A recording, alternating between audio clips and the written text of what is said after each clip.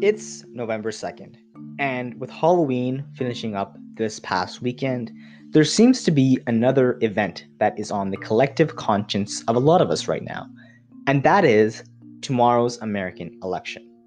Now, on November 3rd, and likely not until the days after November 3rd, we should know who the next president of the United States is, whether the Senate is controlled by Republicans or Democrats, and finally, what the general political direction of the United States is for the next couple of years.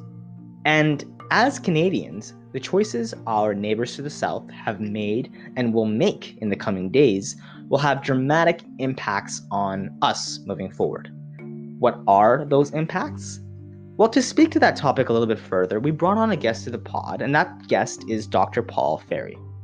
Now, Paul is a senior research associate at the Department of Community Health Sciences at the University of Calgary, but he's also an instructor at the University of Calgary in various political science courses, including municipal politics, provincial politics, and of course, American politics. Our conversation with Paul ranges around, a couple of different topics.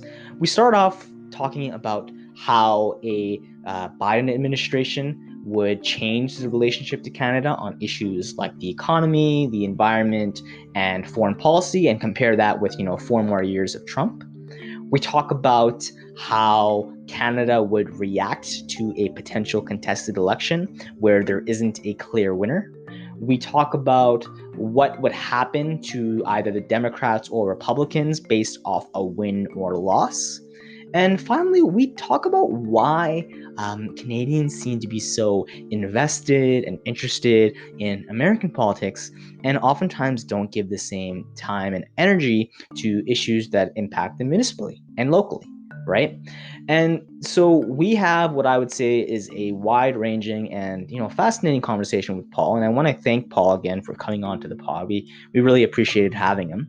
And after our conversation, Tony, Tom, and I were just fired up to keep talking about American politics, about societal trends, and what have you. And so about 10 minutes into our internal chat, I was like, hey, let's record this. And so we ended up, recording even further content, and you can listen to our insights on this topic after our conversation with Paul on this episode. So yeah, we had a bunch of fun recording this episode. We hope you enjoy this episode. And, without further ado, let's get into it. This is Uncour, and alongside Tony and Tom, we welcome you to another episode of The Cusp.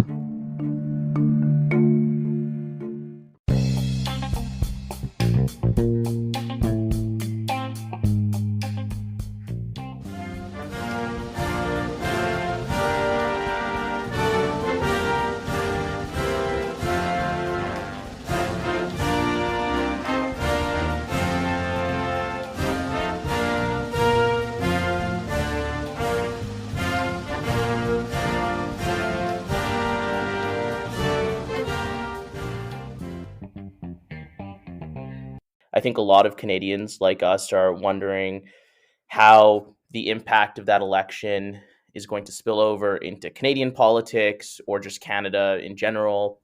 I guess first, maybe introduce yourself to our audience, why you're qualified to talk about this topic. And then I guess we can go into a broad conversation about American politics, Canadian politics from there.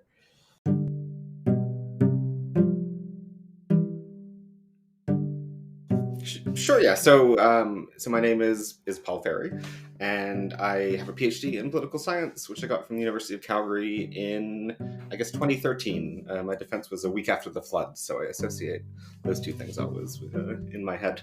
But yeah, so currently my role is, so it's a little bit confusing. I'm a senior research associate at the med school at UC. A lot of my work has to do with like survey research, so we do a lot of patient surveys. But my background in political science has led me to teach a lot of these kind of continuing ed courses, which are sort of introductions to various political topics. So we do intro to U.S. politics, which is, I guess, what I'll be drawing on here. But we do Canadian politics, Calgary local politics, Alberta provincial politics. So sort of a lot of the work I do here is around kind of civics education for adults. So that's one of my big focuses for a lot of my sort of extracurricular work. This first question is, if there's a broad general view of the U.S. election, Donald Trump could win, Joe Biden could win. How do you think either scenario, like what issues do you think they could impact on for Canada? Obviously, we're in Alberta. The things that come to mind are things like Keystone XL or the USMCA, potential tariff wars, all of that stuff. But are there any issues that maybe I didn't just mention there that you would say, this is something Canadians should be thinking about? Yeah, no, I guess the first thing about this election, also probably true of the last one, is that it's a really big difference, I think, for Canada as to who wins. A lot of the time, it would be kind of on the margins, like, oh, it would be a little bit better for this area or a little bit better for that area. Whereas it seems like it's really two very kind of divergent paths for the Canada-U.S. Relationship. So, in general, I would say the biggest issue for Canada and the U.S. election would just be our general relationship. So at least the U.S. Under Donald Trump has been very unilateral about its decisions. It's not a lot about kind of consensus building and working on sort of shared problems together. Whereas it seems like, at least I imagine, and predicting the future is hard, but Biden would be kind of more open to working on stuff together.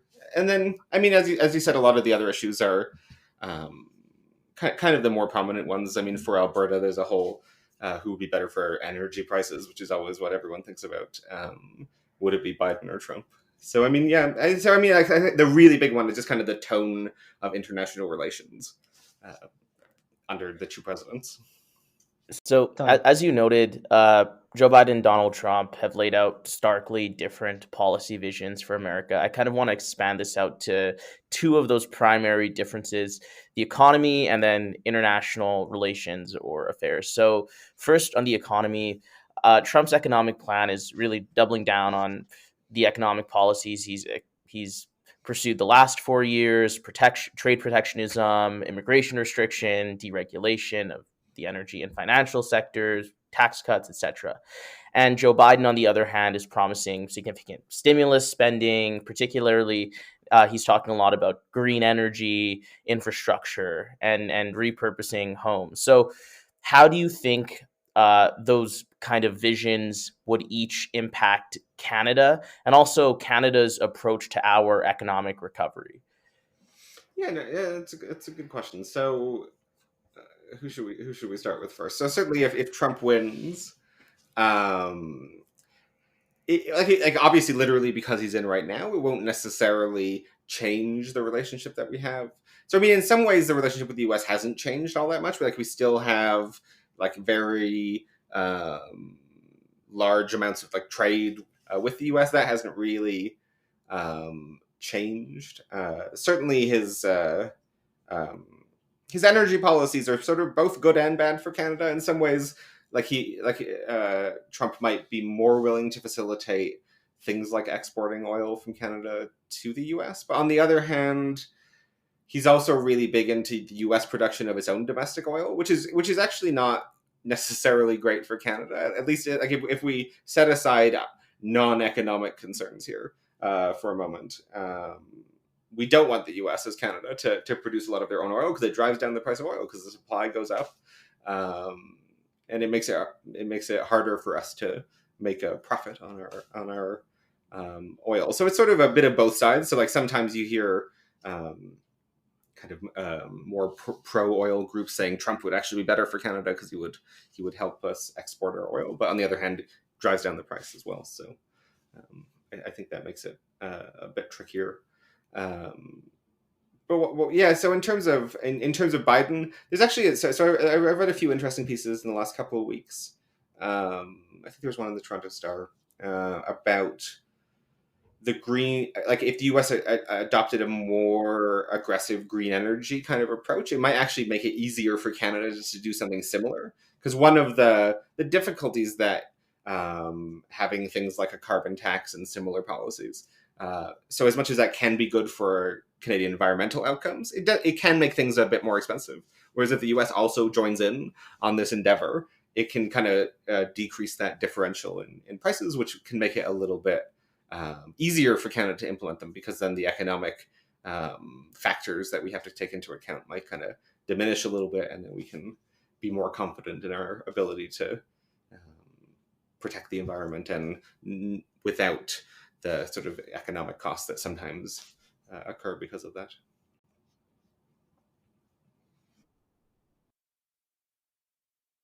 That second point I mentioned, international affairs. So I think they have very different visions. Obviously, Trump has this America first, kind of jingoist historical vision of America, whereas Biden is more kind of the neoliberal institutionalist. He wants to invest in institutions like the UN, which are really kind of Canada's bread and butter as more of a soft middle power. Do you think strengthened, I guess, Western alliance under Biden, if you think that's going to be the case, is going to empower Canada to have a more active role internationally?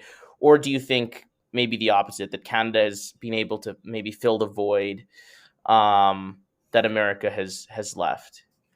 Yeah, I mean, it's probably that boring answer of it's a little bit of both.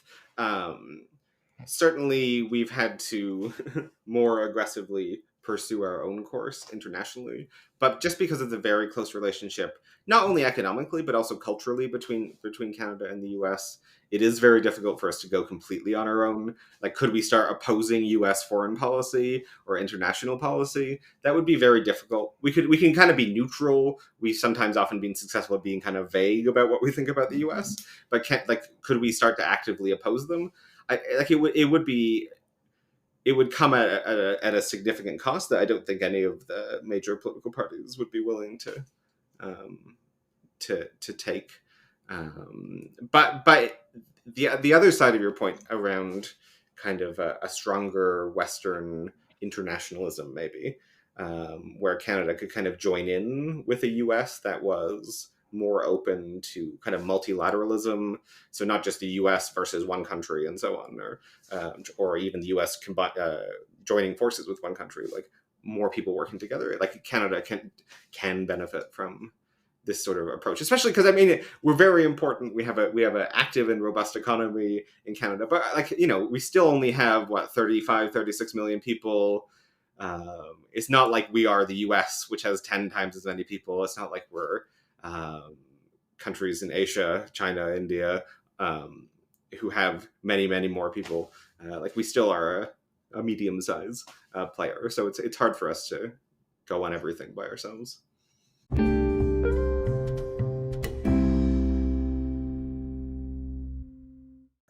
I have a question, Paul, just thinking back on the election as well. So I think one thing that the Trump election kind of did is signaled a rise in populism across the globe.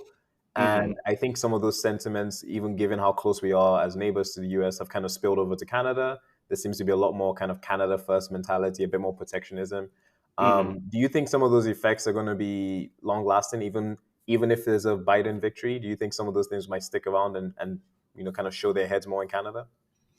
Yeah, no, for sure. I mean, it's something that you can see definitely in Canada and the US. A lot of Western European politics has kind of gone in a similar sort of way. I mean, the best example probably is the whole Brexit movement in the UK, where it wasn't even really necessarily about the specific economic trade arrangements between the UK and the EU. It was more of a sense of, we have to take back control. This was the big thing on the big bus that they would drive around. We have to take back control of our own affairs, and it's really the same sort of.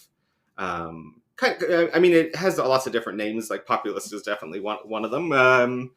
Where the people, quote unquote, and I mean, it's a bit of a fiction, but the people feel like they need to take back control from this kind of imagined elite, and that's definitely happening in Western Europe. Definitely happening with Trump, and I mean, you can see it sort of maybe not starting, like, it's not like it didn't exist before, but you can see it sort of emerging sometimes. In the politics, especially with the Conservative Party. I think that some of these similar notions are sort of appearing now more prominently.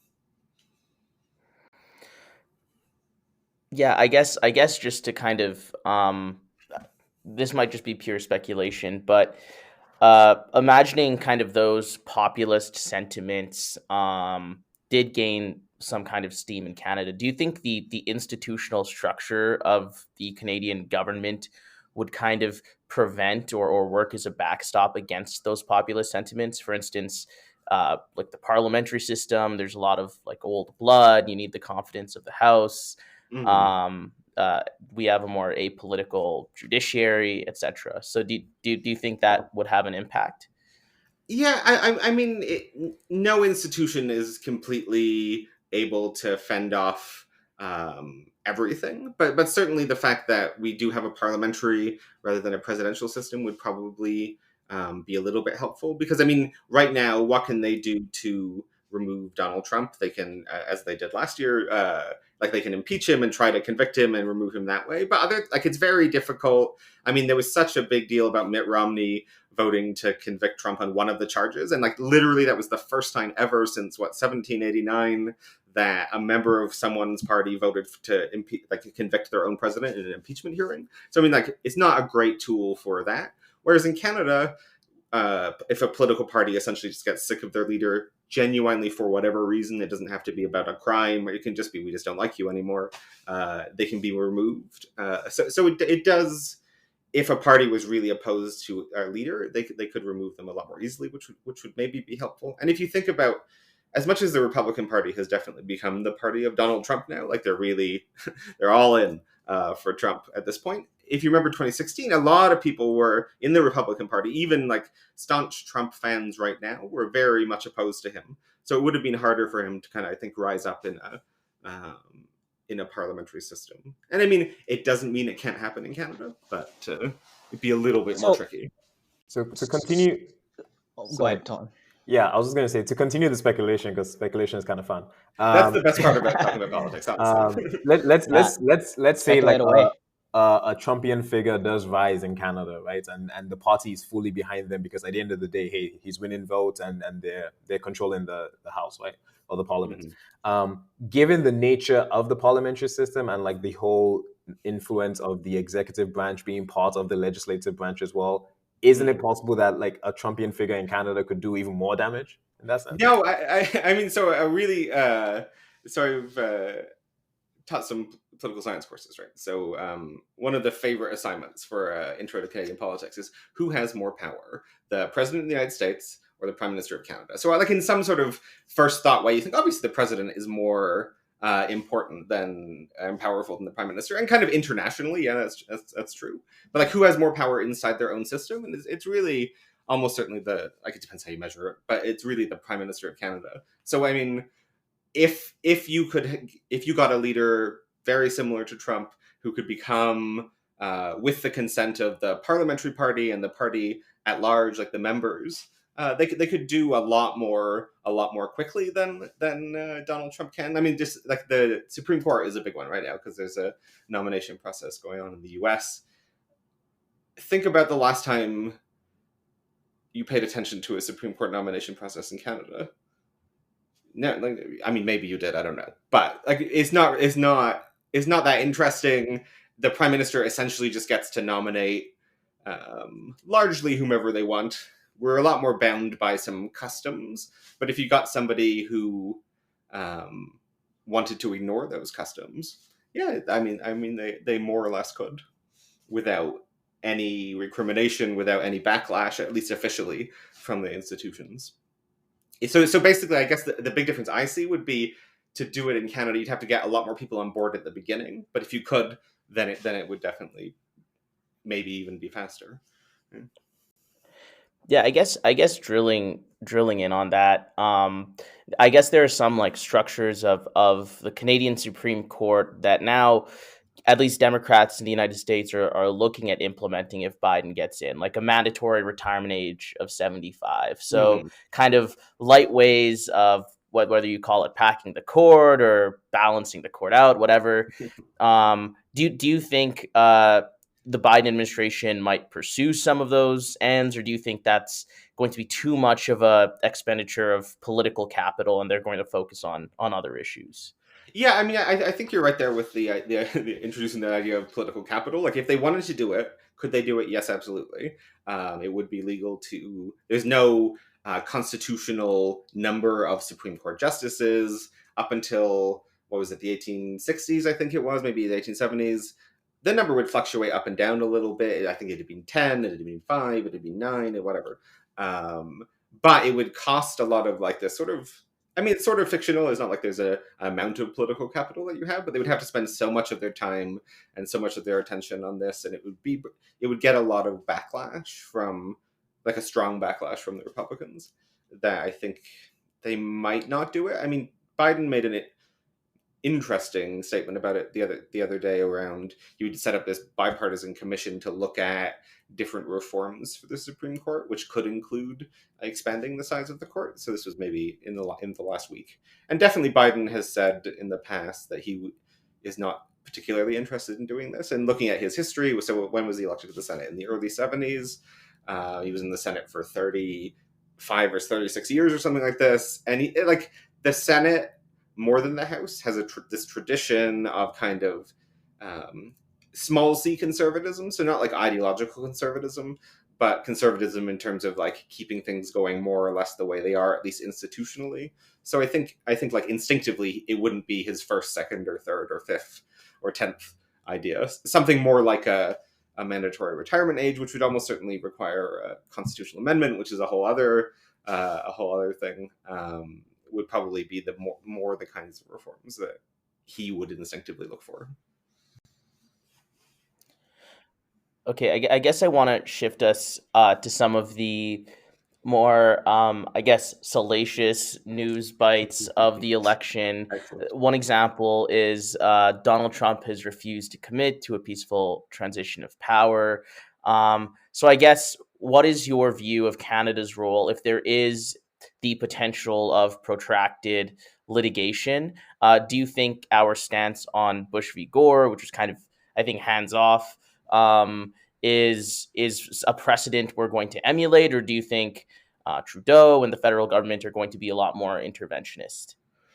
I mean, yeah. So it depends exactly what happens, obviously. But I would 100% expect our stance to be, we just can't say anything. Like there's a no win for us here. That like if we say, oh, we obviously we support Biden, and then Trump somehow ends up continuing in office, like that would be ludicrously disastrous for Canada, I think, especially just given Trump's personal attributes. Like he seems to like to take, I mean, essentially revenge on people who wrong him in some sort of way. And this, so like we would never say anything.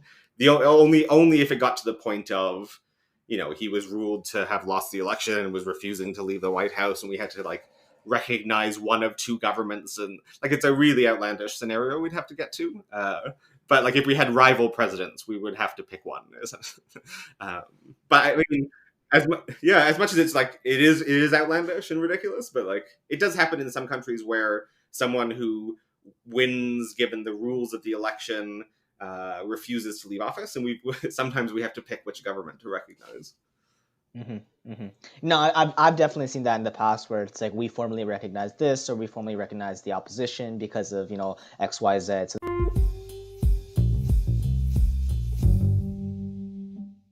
that makes sense. I guess one thing I wanted to touch on that we touched on a little bit before, which is, how you said how the Republican Party has in large part, come around Trump and come to embrace Trump, despite, in the lead up to the 2016 election, there was a lot of, doubt around Trump, a lot of, backfiring to the things that Trump was saying.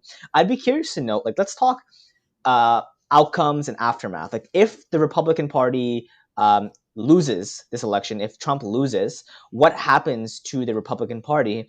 And vice versa, if the Democrats lose and Biden loses, what do they do? Okay.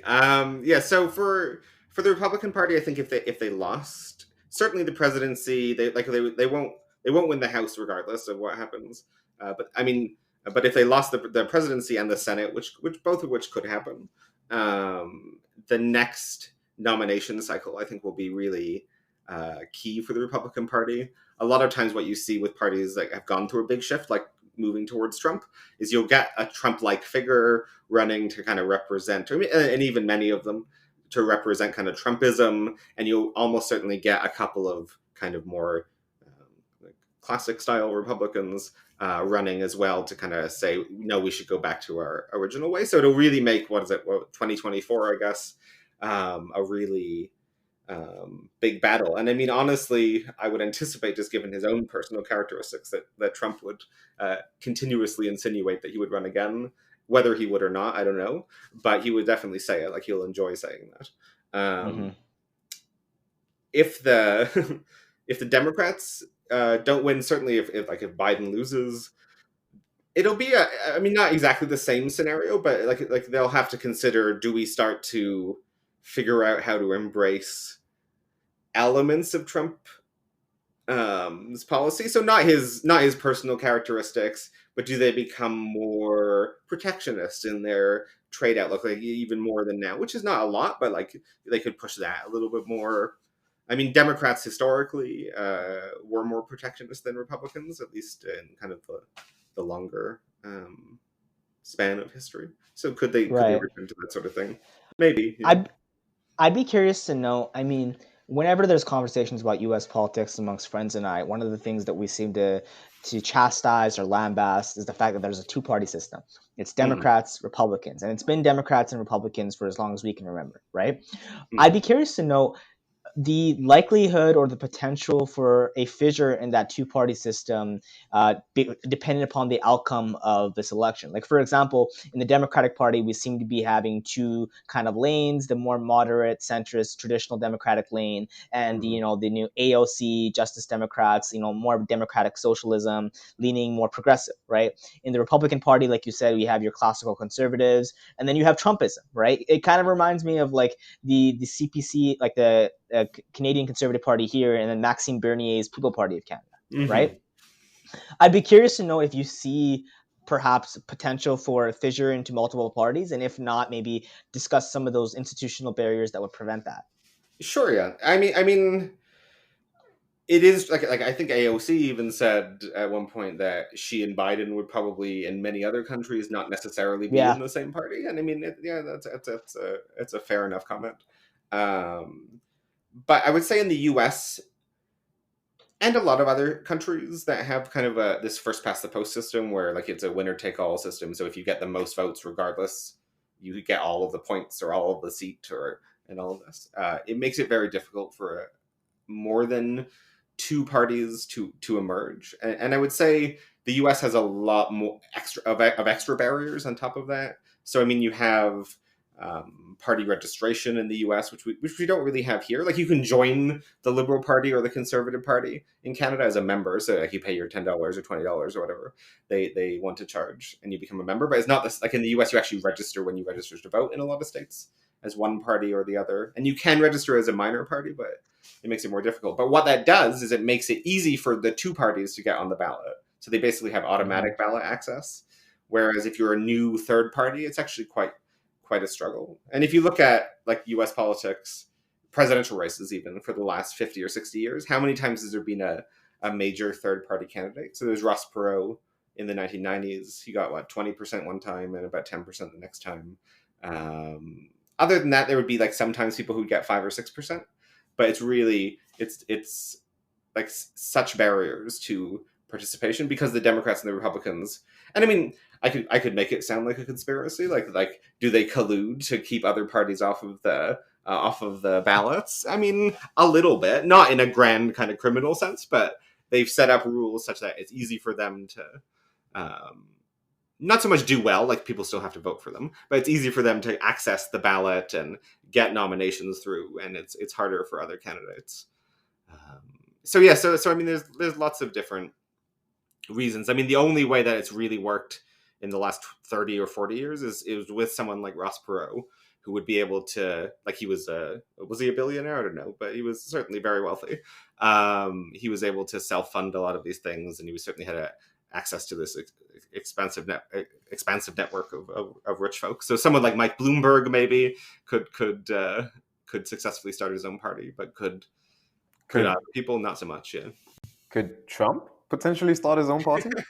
I mean, he sort of talked about it, like he talks about a lot of things in 2016. Yeah, I mean, I wouldn't imagine that he would be bothered. Like it would essentially be a lot of work. But could one of his children be the candidate of a Trump party? I mean, potentially. Like it would be a lot of money. It would be a lot of work, a lot of organizing. But it's just really difficult in the U.S. to get third parties off the ground. And I mean, as you said, the Democrats, the Republicans have been the main two parties for like 150 years, and only with like minor parties occasionally emerging briefly.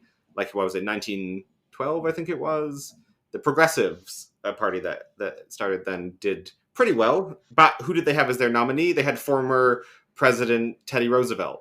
He kind they of had started Teddy. Yes. Right, So like, right. did Tough they spot win? there. No, but so could Trump or someone like that? Like, it would require like a really big, famous, prominent figure with a lot of money to start his own party. So I mean, Trump does actually fit into that pretty well, as I'm saying it out loud. But yeah, but in general, it's in the U.S. they make it very difficult for third parties to get off the ground. Right. Right.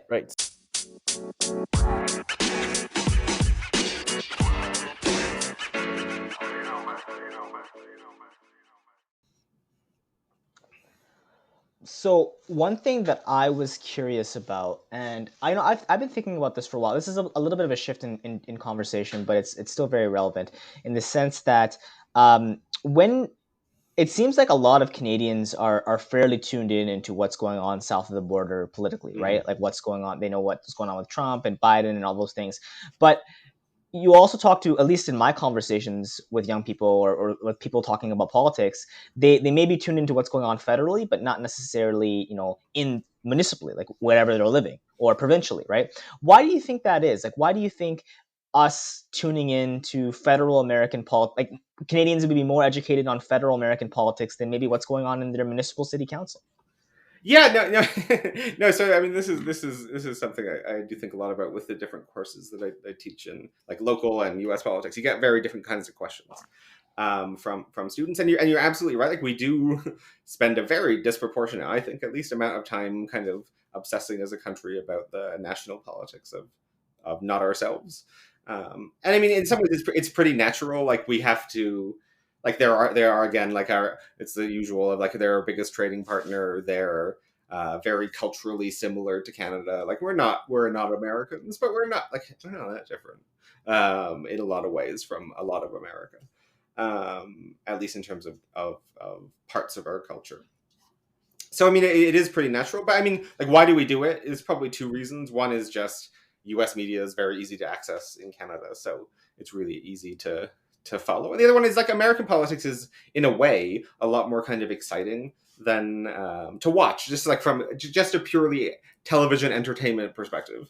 U.S. politics is a lot more dramatic. You have these two figures battling against one another to win an election, and there's like all of these complications, and it always seems like there's a new drama of the week. Whereas in Canada, as much as like we're not completely free of that sort of drama, it is a lot more kind of, in some ways, more kind of complicated to follow. Which I think it just kind of gets a little bit confusing. So it's sort of like it's a lot easier to kind of digest at least some of what goes on in the U.S. And I mean, your point about municipal politics is something I care a lot about. So the course I probably taught most often was municipal politics, and like what was voter turnout in Calgary's municipal election in 2004. I mean, it's a long time ago now, but it's my favorite example. Is 19%. So it's like, Wow. not quite 1 in 5 people could be bothered to vote. And you think, oh, but who cares about like garbage collection and land use bylaws? But these are a lot of the things that like impact our lives. But just because it's sort of a little bit more boring, it's harder to follow the council elections. Honestly, as much as like a lot of my work has been in local politics, a lot of it is not that exciting. Like you have to figure out, like, is it an R1 land use designation or not? And you're like, oh gosh. But just because of the important effects of it, it is something that I encourage everyone to sort of pay more attention to. But essentially, it's just because it's harder to follow, not as interesting. Right. And I think like even if you look at something as simple as public transit, like the train that you might take to work every day. I mean, pre-COVID times, the train you might Mhm. take to work every day or to school every day, like those things impact you day to day, right? And I think a lot of people seem to forget that. I guess another thing I wanted to talk about with regards to this topic, and then we can shift a bit. But you talked about how, and I totally agree. American politics almost feels like an ESPN special where it's just like really bright and highlighted. It's almost like a boxing special where two candidates are roughing it out. I guess I'd be curious to know if you think that the, I guess, exciting or crazy farcical nature of American politics breeds a sort of Canadian exceptionalism where we look at, maybe the COVID numbers in the States or the rhetoric used in the States or the scandals in the United States, and we're like, oh, it's not that bad here. And then we fail to acknowledge maybe having similar issues or maybe having worse issues, but they're just not as well covered. Yeah, no. I mean, it's honestly like it probably even counts as a pet peeve. I'm gonna say. The most boring and disappointing aspect of Canadian politics is how often and universally we use U.S. politics as the benchmark. So Mm-hmm. all we have to do to say that we're doing well is just say that we're doing better than the United States. And it's like there's so much more of the world to compare ourselves to, that just because our case counts and rates and deaths are better in Canada than they are in the U.S. for COVID, let's say, it doesn't mean that we're doing well. It just means that we're doing better than them. And there are lots of other examples that we can look to. And I think that, I mean, even for Canadian federal elections, there's this idea of the presidentialization of parliamentary systems, which is where we really make our leaders very prominent. We have them have a leaders debate. Whereas, like in Canada, it really is 338 different contests that are happening. You only get to vote for one of them. Who gets to vote for Justin Trudeau? It's people who live in Papineau in Montreal. It's not us here. Like we have a lot more like local issues to take care of, and I think it's just because we're always benchmarking ourselves against the U.S., which I mean is good and bad. Like in some ways, they're largely the most exceptional country in the world in lots of ways, in good ways and bad ways. Like the kids are really dynamic, like exciting place in a good way, but also like they have significant problems. And I think just being better than the U.S. is not only a boring benchmark, but it's also not great for us if we want to improve ourselves as a country. Yeah. Right.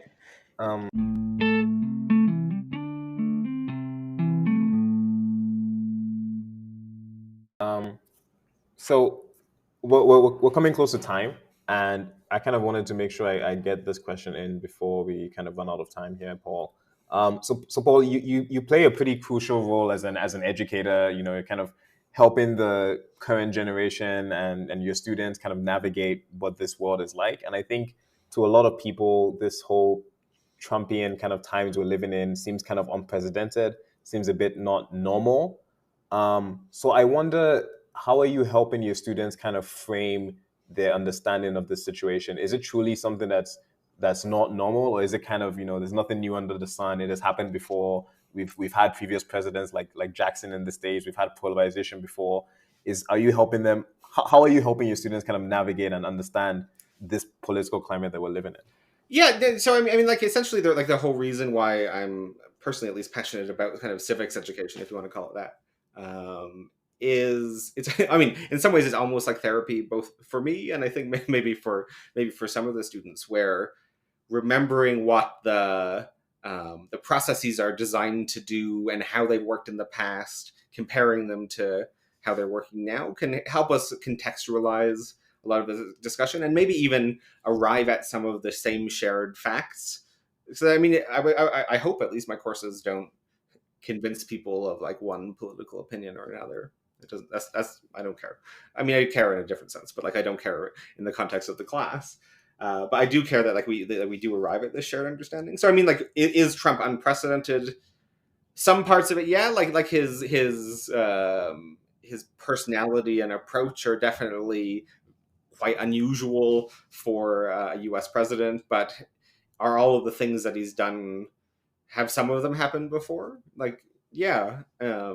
Has the system responded to them well or poorly, probably both, in the past, and like just kind of, I think the best inoculation against polarization and against this sort of the crazy world that it feels like sometimes we're living in is to share this, to share an understanding of like, what is a political system, how does it work, how do people behave, what happens when things go wrong, and that sort of thing. So I think this sort of civics therapy is I hope at least a good way to protect ourselves against chaos.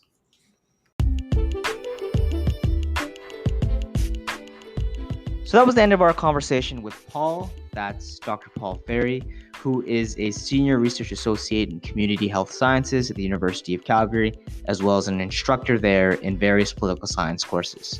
I don't know about for you all, but for us, we thought it was a very informative and interesting conversation that we definitely gained a lot of value from, and we hope you did as well. And we know that as soon as the conversation was done, Tony, Tom, and I were fired up to talk about politics, to talk about the American election, to talk about trends that we're seeing. And about 15 minutes into our conversation, post recording this episode, we kind of realized, we should record this conversation. Some of the things that we're talking about are gold. And so that's what we decided to do. What you're going to hear next is 20 minutes of us just riffing about a lot of these topics. And, it turned out to be some interesting conversations. So enjoy this part 2 of this episode. Would people, it seems to me, like that classic line of, if you're young and you're not a Democrat, you're heartless. If you're older and you're not a Republican, you're foolish. This whole idea of like people will always vote for what matters to them the most. And when you're young, Democratic policies tend to help you. And when you're older, Republican policies tend to help you. And just off that story of your Uncle Tony, like, would people ever vote for something that's beyond their immediate interest? Like, no, right? Yeah, well, Tony, maybe it might be good to retell that story just so our listeners have that context. Yeah, well, I have a family member in the United States. He's an American citizen that voted for Obama twice and then voted for Trump, largely based on this media driven idea that Republicans are good for the economy and the deficits, and they're going to cut my taxes, and he's in a higher income category, and now he's completely on the Biden train because the racism and people being emboldened to say racist things in the United States has really impacted him over the last 4 years. Now he shifted back. And it seems to me like that's driven a lot by kind of this self-oriented view of politics almost. But and to your point, Tom, I think that's I think it's fair to say most people probably vote in a self-interested way. I think if you asked like a classical liberal about why democracy works, they would probably say it's because voters are self-interested, autonomous, and informed. Now, we know that's not always true. But I suppose that is the underlying assumption of why democracy works. It's because you assume people know what's in their own best interest. Of course, my uncle's story kind of proves that's not necessarily true, right?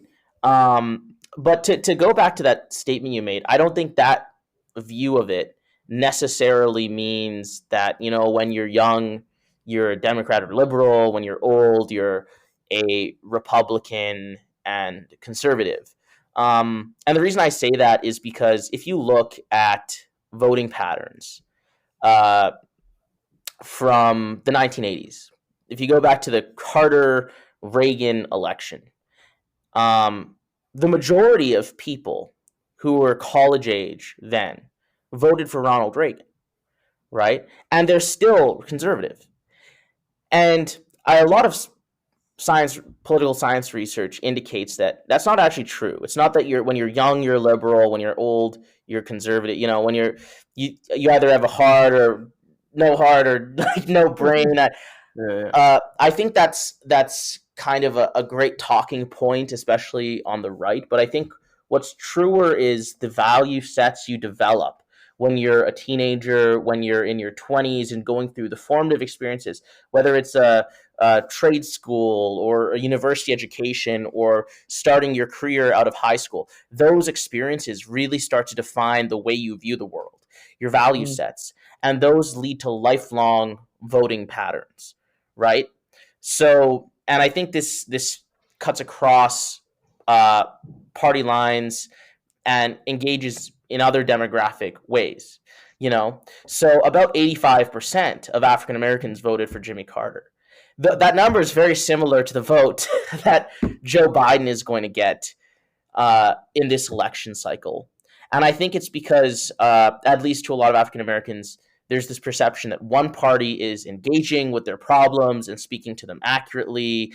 And even though they're definitely not perfect, they're really only left with one option versus the other party, which is dismissing their problems or kind of putting them on their community. So I think it's probably fairer to say that the worldview you develop when you're young leads to these lifelong trends. So you're making me think though, like in this post-COVID / Gen Z world where a lot of people are fairly politically active on social media, fairly on board with, things like universal basic income, this idea of having a safety net, because we've all seen what the pandemic can do to people's jobs and all of that strife. And I think a lot of people now in that Gen Z generation are going to develop this value set of, the economy needs to do more for the working class people. Does that mean, by your logic, we can expect a real democratic election like success in years to come? Well, I guess like my perception is defined a lot by demography in a way that's maybe inaccurate, and it's the reason I didn't think Trump would win in 2016. The good news is, if you look at people who are 15 years old right now, they're majority minority, right? Mm-hmm. I think white nationalist politics is not going to work in 20 years or 30 years. It just won't. Yeah. America First isn't going to sell. So, and I think that's true for Canada too. I mean, and you increasingly see this shift, and I don't think even conservatives aren't alive to that. I think the Conservative Party in Canada is quite alive to those issues is actively trying to expand into broader demographies. And if you look at the States, I mean, that's what George W. Bush was all about, right? When he was elected in 2000, he was about compassionate conservatism, expanding the scope of conservatism to include African Americans in particular, like the opportunity zones where Jack Kemp's idea, right?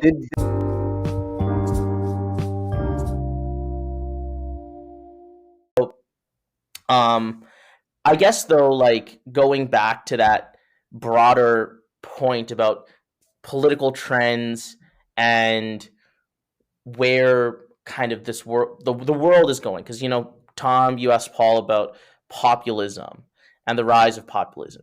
Do you guys think we're going to see a continued rise in populism regardless of what happens next week?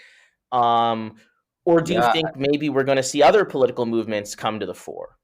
I don't know, it feels like the cat's out of the bottle kind of situation, right? Like it's all over Western Europe.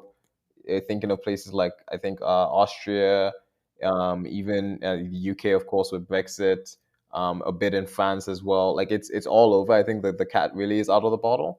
How long do I think is going to last? How long is there going to be a backlash to it? I think there will be. I think there's obviously going to be a backlash. I think the polarization is going to continue to exist, but I think even if Biden wins, it's something that every country has to kind of tackle in its own sense, because it's just everywhere. It's too well spread.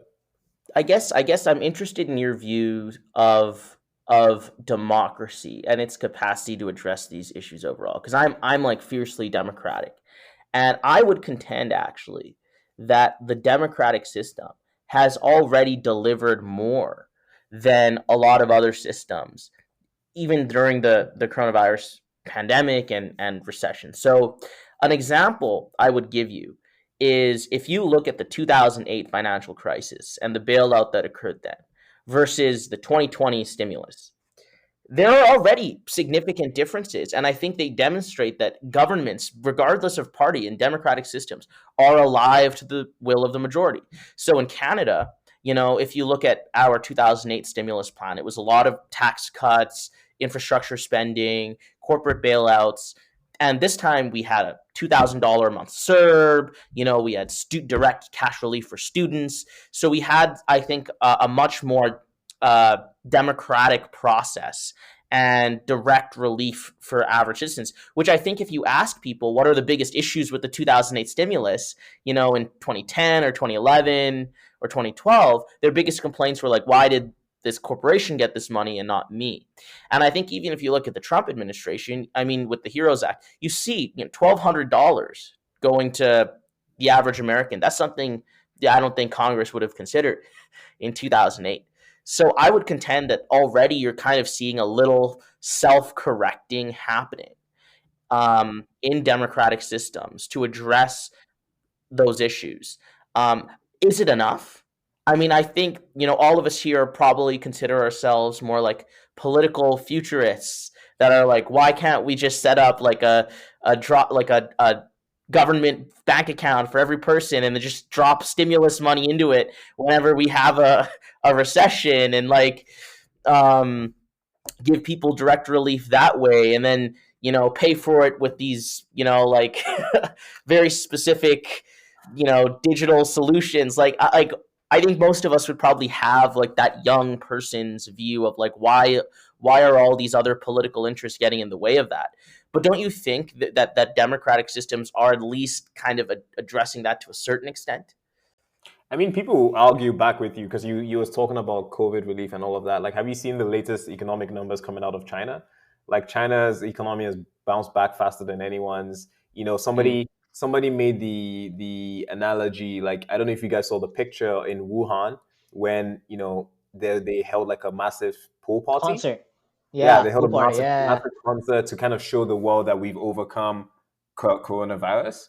And then people liken the new economic numbers to like a massive pool party kind of relief because of just how great those new economic numbers are, right? And China being an autocratic kind of nation, I would say has been able to deal with that pandemic situation in ways democratic governments would what do you call it would be jealous of, right? Do you think that that's for a hesitation to infringe on civil liberties and a hesitation to infringe on the individualistic nature of North Americans? 100%, right? So I guess it's just how are we measuring the success of these policies, right?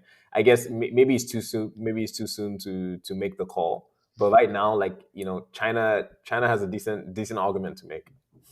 Yeah, I think I really value your perspective on this, Tom, because I think, Uncle and I both largely grew up in the Canadian democratic system. So we're not necessarily from a background where, we're looking for what model is going to make our country work. Like what is going to pull people out of poverty, deliver economic gains, provide stability, like basic political stability, in a way that I think a lot of Canadians tend to take for granted. And I think that is something that people who are, again, more alive to the issues that are happening globally should be concerned about, because a lot of countries are looking at the mess in America and China's recovery, and they're seeing one model that seemingly works and one that doesn't. Yeah. Now, my pushback, and we've had this conversation before, but my pushback would be when you have a dictatorship, you could get a technocracy, you could get China, or you could get someone who's terrible and leads to millions of deaths and handles something completely ineptly, as arguably China's government early on did, and there's no recourse in either system. There's no system of political feedback, right? And let's not act like the Chinese Communist Party isn't the same institution that's also committed atrocities and handled, famines, for instance, very ineptly. So again, it's interesting to see how what's going on right now is going to spill over, when we're 50 years old or 60 years old, what we're going to talk about as the leading political system. Because arguably we all grew up in a world where democracy, we all just took it for granted. yeah, like everyone's just becoming more democratic. Like, this is the system that works. Yeah. And maybe not. Maybe we're seeing a trend away from that.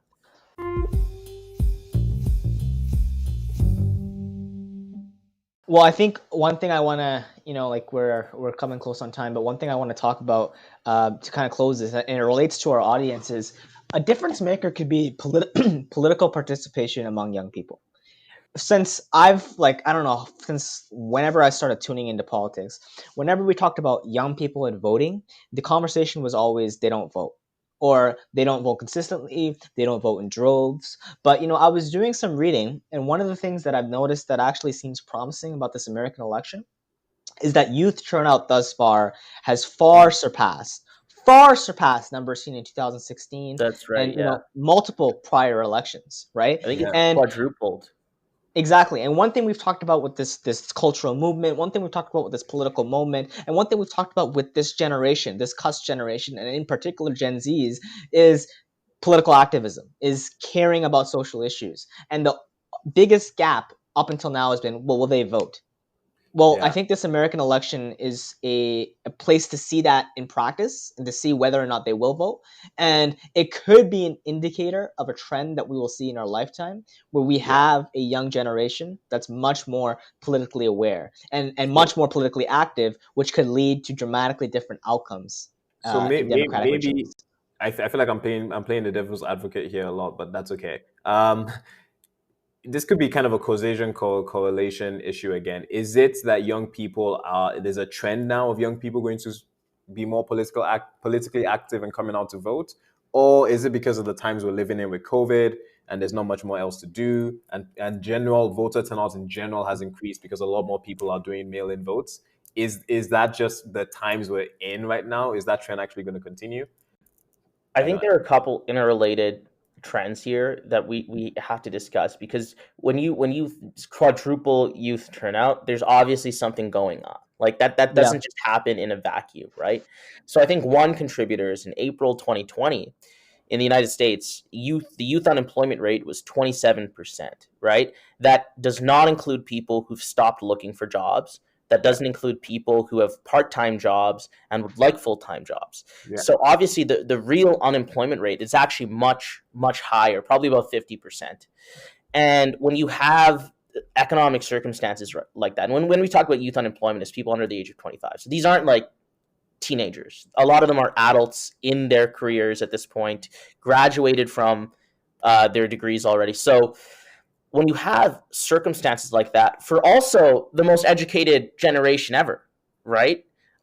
There's going to be some level of political will to do something about it. So I think that's one aspect of it. I think the other is exactly what you said. When you have a lot of people that are unemployed and at home with nothing to do, they might as well fill out a mail-in ballot. Yeah. And like we're literally living through a frankly, 100-year pandemic, folks. Yeah.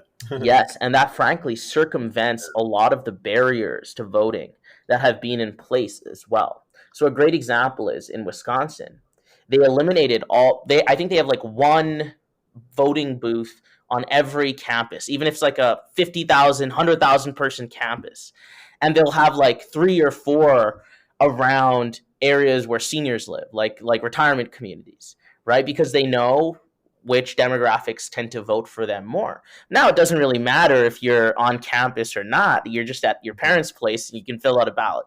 So I think like mail-in voting, these other trends have really contributed to that higher youth turnout, as well as just like an increased political will. And obviously, a big thing is we're talking about shifting demographics, this majority-minority cohort of people coming up. The Black Lives Matter movement, I think, has politically engaged a lot of young people too. Yeah.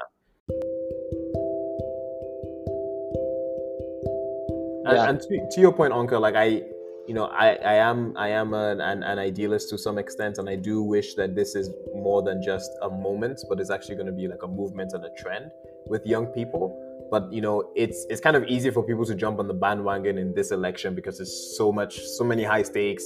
Like it's the only thing that's on the news right now. We're all at home still, and like it's really front and center. But when it comes to the midterm elections or the next Senate election or your next state legislative or provincial or election, municipal. or provincial or municipal, right? Like the less sexy, less scandalous ones that people might not see in the news as often, are people going to still be disengaged? Like that's the hope, right? The hope is that we keep that same energy. Mm-hmm, all right, exactly, young people. exactly. Sure. Us Cups generation, keep that same energy.